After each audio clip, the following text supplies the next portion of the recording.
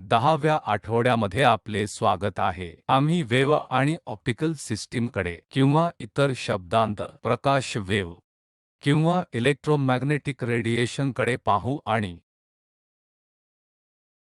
Maxwell आणि इतर बऱ्याच जणांना हे माहीत आहे की प्रकाश हा लहरीचा एक प्रकार आहे। आपण प्रकाशाचा प्रसार प्रोपगेशन करू शकतो का आणि प्रकाशाचे आणखी सामान्य गुणधर्म असू शकतात, उदाहरणार्थ रिफ्लेक्शन, रिफ्रॅक्शन, फक्त वेव्ह फॉर्मची चिंता न करता, परंतु फक्त ते रे म्हणून पाहत आहे जे बिंदू A ते बिंदू B पर्यंत प्रवास करतात। जर आपण हा दृष्टिकोन घेतल्यास आपल्याला प्रथम निवडणे आवश्यक आहे वेव्हची मर्यादा किती वैध असेल आणि आम्ही या मर्यादेसह काम करीत आहोत। या प्रकारचे वर्णन मर्यादित करा यामध्ये चांगले कार्य करते ज्याला रे ऑप्टिक्सची मर्यादा म्हणतात आणि हे प्रकाश किंवा वेव्हफॉर्म च्या तरंगलांबी लहान किंवा ती 0 आहे याची मर्यादा घेण्यास संबंधित आहे। चला येथे प्रकाशाचा स्रोत समजू या बिंदू P पासून आणि असे म्हणूया की माझ्याकडे याद्वारे एक गोलाकार छिद्र आहे आणि दुसऱ्या टोकाला माझ्याकडे येथे स्क्रीन आहे। जर P हा प्रकाशाचा स्रोत असेल, प्रश्न असा आहे की आपण स्क्रीनवर काय पाहू आणि या प्रकरणात हे छिद्रांचे परिमाण यावर अवलंबून असेल। समजा ही छिद्रे इतकी लहान आहेत, अशा परिस्थितीत P पासूनचा प्रकाश अर्थातच याप्रमाणे, परंतु आम्ही खूप स्पष्ट सीमा पाहू शकत नाही। तर हा परिणाम की आपण पहा जिथे तुम्ही पाहता की तेथे प्रकाश आहे, अगदी प्रदेशात अंधार होण्याची अपेक्षा आहे जे डिफ्लेक्शन इफेक्ट्समुळे होते आणि हा विवर्तन प्रभाव मूलत आहे आणि प्रकाशाच्या वेव्ह स्वभावामुळे त्याचा परिणाम होतो। म्हणून आपल्याला मर्यादेवर जाण्याची आवश्यकता आहे जिथे आपण दुसऱ्या शब्दांत भिन्न निष्क्रियतेचे परिणाम पाहू शकणार नाही। निष्कर्ष असा आहे की आपल्याला डिफ्लेक्शनचे परिणाम दिसतील जेव्हा जेव्हा लॅम्बडा 0पेक्षा मोठे असेल, तर म्हणून लांबी 0वर टेंडिंग असतो। यामध्ये आपण छिद्रे अगदी लहान होतात। आपण भिन्न निष्क्रियतेचे परिणाम पाहाल त्या प्रकरणात जेथे आपण अगदी स्पष्टपणे पाहू शकतो त्या प्रदेशात तीव्र फरक दिसेल आणि या बिंदूच्या खाली असलेल्या शॅडो खाली पडणारा प्रदेश स्क्रीनवरील एक्स प्राइम खाली पडतो।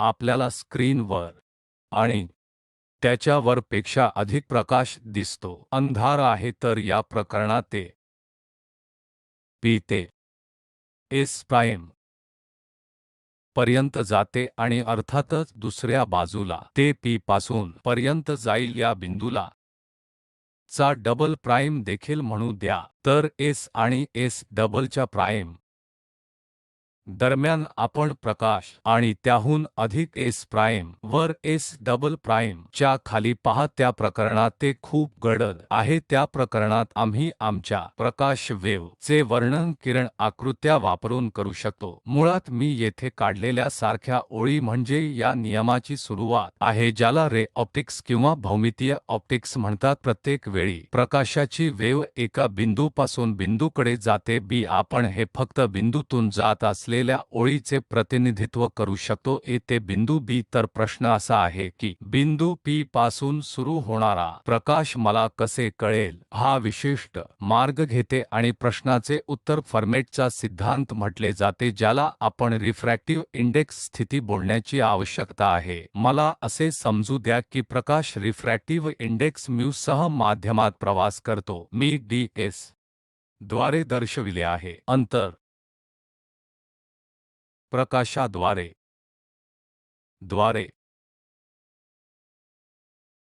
माध्यम ने प्रवास केला आहे। रिफ्रॅक्टिव्ह इंडेक्स म्यू जर ds अंतर असेल तर आणि v लाईटचा वेग सांगू द्या, मग अर्थातच मध्ये प्रकाशाचा वेग मध्यम रिफ्रॅक्टिव्ह इंडेक्स म्यू सह आहे, त्या प्रकरणात मी या अंतर ds प्रवास करण्यासाठी वेळ घेऊ शकतो, म्हणून मी फक्त रिफ्रॅक्टिव्ह इंडेक्स साठी ही व्याख्या वापरली आहे. पुन्हा लिहिण्यासाठी माध्यमात वेलोसिटी जी रिफ्रॅक्टिव्ह इंडेक्स म्यू द्वारे दर्शविला जातो. आता मी असे मानतो की प्रकाश एका माध्यमामध्ये प्रवास करतो जो रिफ्रॅक्टिव्ह इंडेक्स म्यू द्वारे दर्शविला जातो आणि माध्यमात कोणताही बदल नाही. आम्ही या कल्पनेचे पुढील वर्णन करू शकतो की प्रकाश कदाचित भिन्न माध्यमांच्या मालिकेतून प्रवास करू शकतो, प्रत्येक वेगळ्या रिफ्रॅक्टिव्ह इंडेक्स द्वारे दर्शविला जातो, म्हणून मी दर्शविले आहे टाउ अंतर पार करण्याचा वेळ s दर्शविले जाऊ शकते.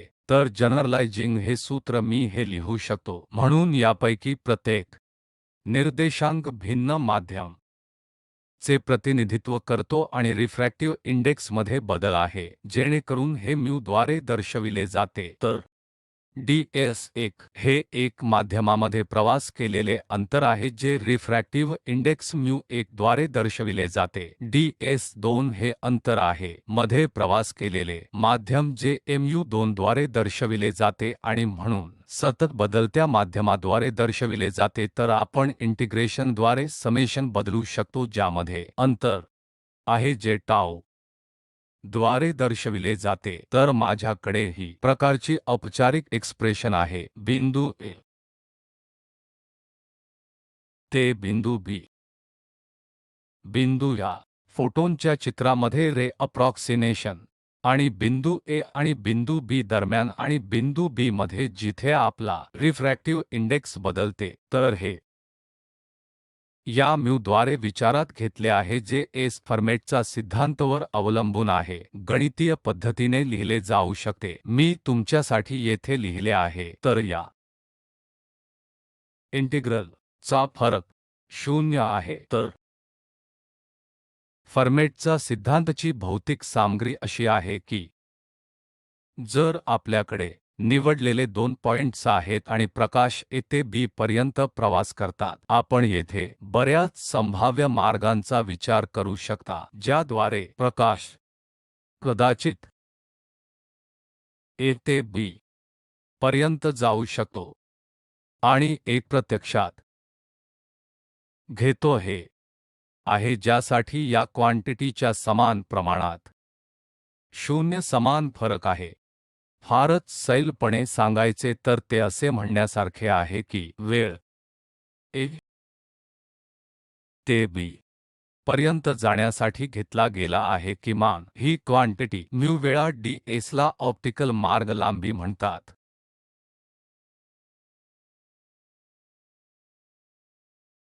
तर आपल्यासाठी लिहिलेले फर्मेटचा सिद्धांत आहे A आणि B सारख्या कोणत्याही 2 बिंदूंमधील वास्तविक मार्ग आहे. आम्ही मागील स्लाइडमध्ये काढले होते, म्हणजे ज्यासाठी ऑप्टिकल पाथची लांबी स्थिर आहे. तर आपण पाहाल की म्यू ds ऑप्टिकल मार्ग लांबीचे प्रतिनिधित्व करतात, म्हणून ही क्वांटिटी स्थिर आहे. मार्गातील भिन्नतेच्या संदर्भात म्हणून प्रकाश प्रत्यक्षात त्या मार्गावर नेतो ज्यासाठी ऑप्टिकल मार्ग लांबी हा एक्स्ट्रीमम आहे. इतका हायजीनचा सिद्धांत आहे की हा पूल प्रकाश एक वेव्ह आणि प्रकाश म्हणून किरण म्हणून प्रदान करतो. तर त्याची कल्पना अशी आहे की प्रकाश वेव्ह फ्रंट म्हणून दर्शविला जाऊ शकतो. माझ्याकडे हा बिंदू P आहे जो प्रकाशाचा स्रोत आहे आणि जर तो प्रकाशाचा स्रोत असेल तर प्रकाश वर जाईल या बिंदू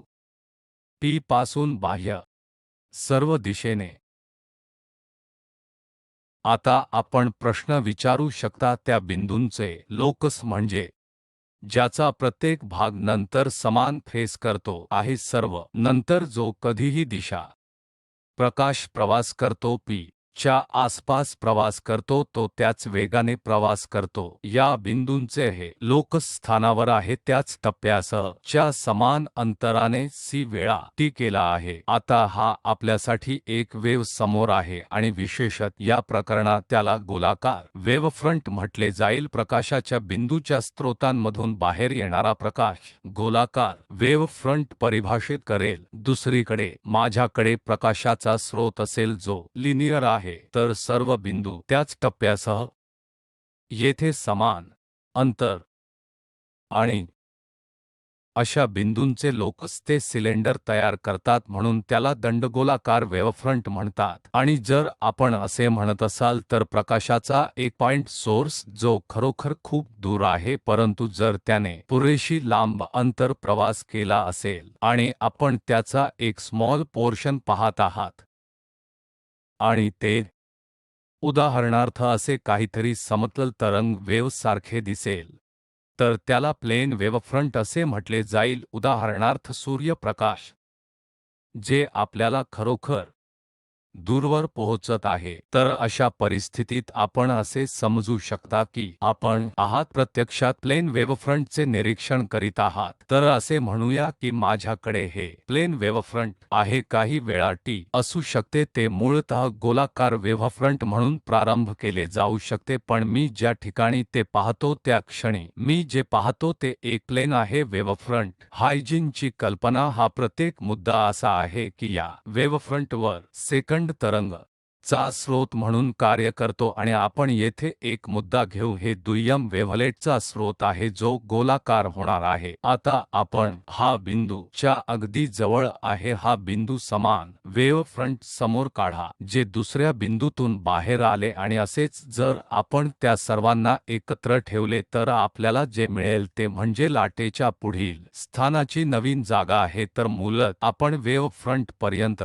एक 0 ने वाढविले जे काही वेळा केंद्रीय असे म्हणू शकतो आणि कोरची कल्पना अशी आहे की ती प्रत्येक बिंदू दिलेल्या वेव्ह आघाडीवर नवीन वेव्हचा स्रोत आहे आणि जर आपण या दुय्यम वेव्हलेट्सच्या समान टप्प्यावर पोहोचला तर एक नवीन वेव्हफ्रंट तयार करणार आहात आणि आपण येथे जुन्या स्थितीतून वेव्हफ्रंट नवीन स्थानावरून आणि आपण ही प्रक्रिया सुरू ठेवू शकता। त्यासाठी थोडासा अधिक सहभागी एक्सरसाइज आवश्यक आहे। वेव्ह घटनासह हे पेक्षा पुढे का जाते हे स्पष्ट करण्यासाठी असे म्हणूया की माझ्याकडे येथे काही पृष्ठभाग आहेत ज्याला मी म्हणतो आणि असे वेव्हफ्रंट येणार आहे म्हणून मी द्वितीय वेव्हलेट्स मानतो आणि मी हलवू शकतो। या टप्प्यावर जाऊया जे मूलत माध्यमिक वेव्हलेट्सचे लोकस आहे त्याच टप्प्यासह आणि येथे मी असे मानतो की माध्यम वरच्या आणि तळाशी आहे तर पृष्ठभाग वर प्रकाशाचा प्रतिबिंबित कंपोनंट उदयास येतो आणि ते असे काहीतरी जाईल जेणेकरून दुसऱ्या शब्दांत आपल्याकडे प्रकाशाची वेव्ह असेल जी येत आहे। चला असे म्हणू या दिशेने मी येथे बाण काढले आहे ते प्रतिबिंबित पृष्ठभाग वर मिळते जे तेथे माध्यमांचे बदल आहे आणि शेवटी प्रतिबिंबित कंपोनंट या दिशेने जाते जे मी येथे दर्शविले आहे आणि त्याच समान टोकनद्वारे देखील भिन्न निष्क्रियतेचे स्पष्टीकरण करू शकते। हे रिफ्रॅक्शन प्रकरणात आहे तर संध्याकाळी प्रकाश वातावरणापर्यंत जास्त अंतर प्रवास करतो म्हणून जर हा किरण सूर्यापासून येत असेल तर तो प्रत्यक्षात वाकला आहे जेव्हा ते आपल्या वातावरणाशी सामना करते आणि आपल्या दृष्टिकोनातून ते वर पोहोचेल तेव्हा सूर्य कोठेही कुठेतरी असेल तर सूर्याची अधिक योग्य स्थिती या बिंदूच्या खाली मार्गाप्रमाणे आहे आणि हे वातावरणाच्या रिफ्रॅक्टिव्ह परिणामांमुळे असे म्हणूया की माझ्याकडे प्रकाशाचा स्रोत आहे आणि येथून माझ्याकडे एक डुबकी मारणारे बीम आहे जेथे आम्हाला गोलाकार लाटा मिळाल्या आणि नंतर पुरेशा अंतरांवर प्रवास करू द्या ते समतल तरंग वेव्ह बनते। तर जर आपण ऑप्टिकल डिव्हाइसेस ठेवले तर आपण हे अखेरीस वर रूपांतरित करू शकता। आणखी बिंदू येथे आणि नक्कीच कन्व्हिंग वेव्ह फ्रंट कदाचित या बिंदूसारखे दिसेल ते आहे का वेव्हफ्रंटच्या बाजूने असलेले सर्व गुण आपण घेऊ। उदाहरणार्थ हे वेव्हफ्रंट वेव्ह फ्रंटच्या सर्व बिंदूंमध्ये समान ऑप्टिकल अंतराचा प्रवास होतो। तर दुसऱ्या शब्दांत ते समान ऑप्टिकल अंतरात आहेत स्त्रोतापासून प्रकाश घेतो। म्हणून असे म्हणू या बिंदूचा मुख्य भाग असे समजू या की फर्मेटचा सिद्धांताने आणि या वेव्ह फ्रंट मॅप करण्याचा हिशेब लावला जाऊ शकतो। आम्ही मुळात दुय्यम वॅवेलेट्सची हायजिन्स कल्पना वापरणार आहोत। म्हणून आपण द्वितीय वॅवेलेट्सचा वापर करून आपली वेव्ह फ्रंट पुढे हलवू शकता। आता या सर्व मिशनरी ते प्रतिबिंबित आणि रिफ्रॅक्शनसाठी खाते वापरूया। पृष्ठभागासाठी आपल्याकडे हे आहे एक येणारी घटना वेव्ह आहे जी या बिंदूच्या डाव्या बाजूला च्या अर्थाने येते माझ्याकडे आहे आणि या पृष्ठभागावर प्रतिबिंबित होते। आणि आपल्याकडे हा प्रतिबिंबित कंपोनंट आहे आणि या टप्प्यावर जिथे प्रतिबिंब होते मी एक सामान्य काढले आहे आणि त्या संदर्भात लंब किंवा सामान्य दोन कोन आहेत परिभाषित करतात। एक कोन आहे I ज्याला इन्सिडेंस म्हणतात। हा कोन आहे ज्यात इन्सिडन्स रे पृष्ठभागावर आदळते आणि त्यांचे आणखी एक कोन परिभाषित केले आहे जे R आहे। हा कोन आहे जिथे एक बाहेर जाणारा रे प्रतिबिंबित रे आहे। म्हणून ही संपूर्ण कृती एका प्लेनमध्ये आहे जी लंबवते S च्या दिशेने। कारण समजा मी काही इतर बिंदू घेतले तर चे प्राइम म्हणूया आणि मी हे बिंदू ऑब्जेक्ट O प्राइम आणि S प्राइम I शी जोडतो तर हे अंतर OS आणि S पेक्षा अधिक मोठे असेल I निव्वळ जिओमॅट्री पैकी आणि फक्त वेळ ऑप्टिकल अंतरात प्रवासाचे अंतर सर्वात लहान असेल एक OSI एका प्लेनमध्ये आहे जी या पृष्ठभागाच्या लंबवत आहे। तर या समस्येवर फर्मेटचा सिद्धांत लागू करूया। मला O ते S पर्यंत प्रवास करण्यासाठी लाईटसाठी काय वेळ घेतला आहे हे जाणून घेणे आवश्यक आहे आणि S ते I पर्यंत मला प्रथम अंतर माहित असणे आवश्यक आहे Y आणि SI आणि आकृतीच्या जिओमॅट्रीपासून मी अशा दोन्ही गोष्टींची गणना करू शकतो जे x स्क्वेअरचे स्क्वेअर रूट असेल आणि c ने विभाजित केलेल्या y स्क्वेअर रूट असेल जेथे c प्रकाश t चा वेग स्क्वेअर रूट आहे कॅपिटल X वजा लहान x होल स्क्वेअर अधिक y स्क्वेअर c ने विभाजित केले आहे। तर ते t च्या ऐवजी एक वेगळे नाव t प्राइम देऊ। आता फर्मेटचे प्रमेय आपल्याला सांगते की t अधिक dx चे d t प्राइम शून्याच्या बरोबरीचा आहे। म्हणून t आणि t प्राइमसाठी अध्यायित करणे जे आपण येथे पोहोचलो आणि हे बरोबर 0 आणि अर्थात येथे वजा चे साइन आहे जेव्हा आपण वेगळे करतो। आणि आता मी पुढील इक्वेशन देईन की जर आपण या समीकरणाच्या डाव्या बाजूला एक्सप्रेशन आणि या इक्वेशनच्या राइट हँड साइडला पाहिल्यास हे लक्षात येईल की हे क्वांटिटी आहे कोनाचे साइन आहे मी आणि तसेच R चे साइन काय असेल या इक्वेशनच्या राइट हँड साइडला माझ्याकडे येथे काय आहे ते तंतोतंत आहे। तर या समस्येतील फर्मेटचा सिद्धांत आपल्याला सांगते की साइन I हे बरोबर साइन R अर्थातच बहुविध संभाव्य उपायांसह ही समस्या आहे। परंतु जर आपण सर्वात सोपे उपाय घेतला तर हे आपल्याला सांगते की मी समान आहे R घटना परिमाण प्रतिबिंबाच्या कोनाइतके आहे। तर हे यापैकी एक आहे सामान्यत प्रतिबिंबाचे कायदे। आता येथे रिफ्रॅक्शन करण्यासाठी समान प्रकारची गणना करू शकता। पुन्हा माझ्याकडे हा पृष्ठभाग आहे आणि शक्यतो पृष्ठभागावरील आणि खाली असलेल्या मीडिया भिन्न आहेत। रिफ्रॅक्शन सूचकांक दोन भिन्न इंडेक्सद्वारे भिन्न आहेत, म्हणून मी येथे माझी सेटिंग काढली आहे। बिंदू S असा आहे की जेथे रिफ्रॅक्शन होते कॅपिटल X स्वल्पविराम 0 आणि त्यावेळी आपण हा सामान्य आणि इन्सिडेंस चा कोन रेखांकित करतो आणि रिफ्रॅक्शन कोन। आता काय फर्मेटचा सिद्धांत आपल्याला काय आहे ते सांगतो। या परिस्थितीत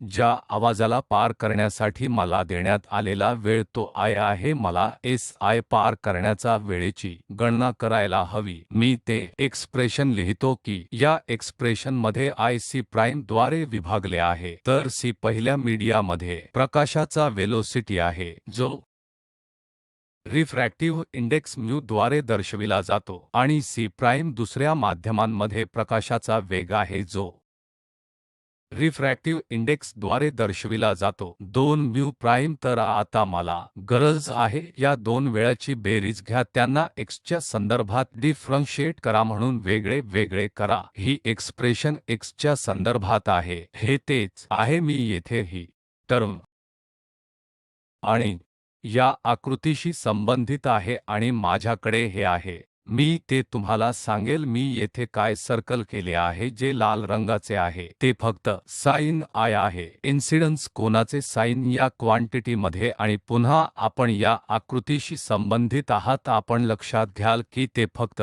च्या साइन R साइन च्या समान आहे। रिफ्रॅक्शन तर C पर्यंत 1 म्यू प्रकाशाच्या वेगाने विभाजित होईल आणि त्याचप्रमाणे 1 C प्राइम मध्ये म्यू प्राइम असेल। आता प्रकाशाच्या वेगाने विभाजित केले तर मी या इक्वेशनमध्ये या दोन प्रमाणात बदलल्यास या क्वांटिटी स्पीड सबस्टिट्यूट होईल आणि मला अंतिम रूप मिळेल। तर हा आहे पुढील धड्यातील रिफ्रॅक्शन कायदा। आपण प्रयत्न करू आणि यापैकी आणखी उदाहरणे देखील पाहू, परंतु ऑप्टिकल घटकांचा समावेश आहे। आपण पाहू शकतो की आपण लेन्स, मिरर्स इत्यादींच्या उपस्थितीत किरणाचा मार्ग कसा मॅप करू शकतो।